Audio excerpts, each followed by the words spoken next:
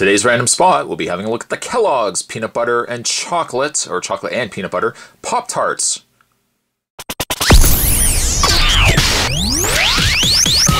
Come on!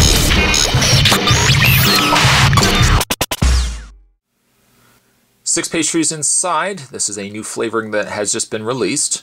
And immediately, the idea of having peanut butter and chocolate, that excites me.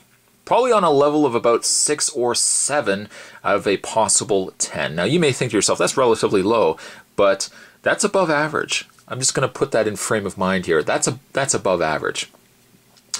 Chocolate and peanut butter Pop-Tarts, really to no surprise, kind of sneaky too that they put it in a orange box.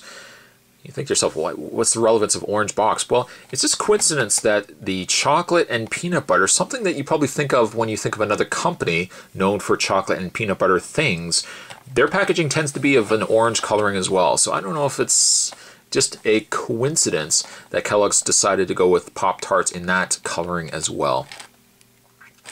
On the side, you're looking at 200 calories for one tartette. They actually call this a tartette. No, actually, that might be Francais. Yeah, per one pastry. Calories are the same, 200 calories. Pop-Tarts pastries are fully baked and ready to eat. No refrigeration is needed. If you wish to warm the product, please follow the instructions. You can put in a toaster appliance, which is what I'm going to do. Be sure your appliance is clean, functioning correctly, and placed in a safe open spot. I didn't realize this was such an issue. Children should always be closely supervised when operating toasting appliances and microwaves. Due to possible risk of fire, never leave your toasting appliance or microwave unattended. Surprised they didn't call it a toaster. Can they not use the word toaster? Oh, and also, of course, careful. If pastry is overheated, frosting filling can become extremely hot and could cause burns. That is something I have certainly been there and done that. Ooh, there's been lots of times a spot has burned this imaginary mouth that you can't see on a hot Pop-Tart. Having said that, spot's going to take a break. I'm going to get this opened up, and we're actually just going to toast it. I was going to try it, but we all know the rule of thumb when it comes to Pop-Tarts. You can't just eat it cold. You got to warm that up and enjoy the full benefits of a Pop-Tart. So Spot's going to do that. We're going to come back, and we're going to have a better look at the chocolate peanut butter Pop-Tarts. Stay tuned.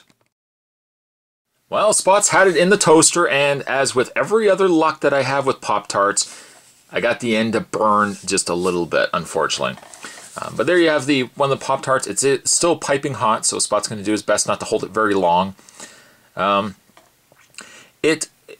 got the chocolate on the front. It kind of looks like it's a chocolate pastry as well. And also something else that you normally find with Pop-Tarts too, the icing never always goes across. Looks really, really nice in the picture, but unfortunately you always get that little bit of end piece. When I was younger, I used to just break those pieces off, the little crust, and I'd leave them on the plate, and I generally didn't eat them. The real money for me was this, or sometimes I would just eat around the corner and then leave the middle section for later. I'm doing really a lot of this, but this really only just allows me to cool this Pop-Tart off so I don't burn myself when I'm going to try it. Let's break it open for a second. And, hello, filling, are you in there? There's that little thin layer of peanut butter. On the top, of course, you've got the chocolate. So let's see how the two come together. Let's give this a try. The Kellogg's Pop-Tarts Chocolate and PB, or peanut butter.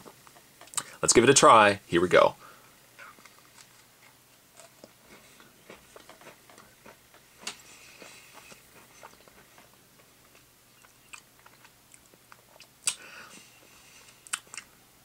The peanut butter isn't strong.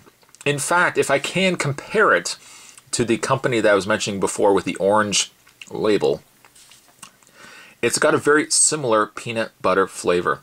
It tastes very similar to a Reese's peanut butter cup, or more importantly, probably like a Reese's Pieces kind of peanut butter. It's really that kind of peanut butter. The chocolate is a nice addition, and the two work very well hand in hand. The icing, while it does taste like chocolate, has that very distinct Pop-Tarts icing flavor as well. It's sweet, and it's not sickly sweet either, which was the worst part about it. Especially when you're like myself, who cooks up 2 of these at a time. I know, I should only be trying a 1. But it's actually quite nice. The two work very, very well together, and it's a lot more of a subtle peanut butter flavor than what I was expecting. It pretty much tastes like just a pastry version of a Reese's Peanut Butter Cup or Reese's Pieces. And that's all win in my book. These have just recently come out, so if you want to give these a try, check out your local grocery stores. If you're a fan of peanut butter and chocolate, this is really where you want to be going. Today's random spot, we're having a look at the Kellogg's Pop-Tarts Chocolate Peanut Butter Pastries. Stay tuned, guys. Right around the corner, Spot's going to have more random spots heading your way. Thanks for watching. I'll see you next time.